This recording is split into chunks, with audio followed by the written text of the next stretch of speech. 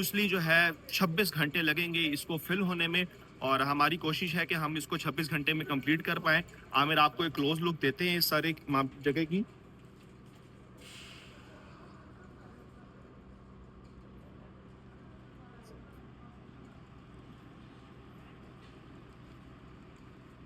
तो हमारी कोशिश है कि इसी तरह हम लोग अपने क्लाइंट्स के साथ जो नेक्स्ट अपडेट्स हैं वो शेयर करते रहे वेलेंशिया हाइट्स के बारे में। तो सब जानने के लिए हमारे जो सोशल मीडिया के चैनल्स हैं उसको आप लोग लाइक करते हैं। Thank you.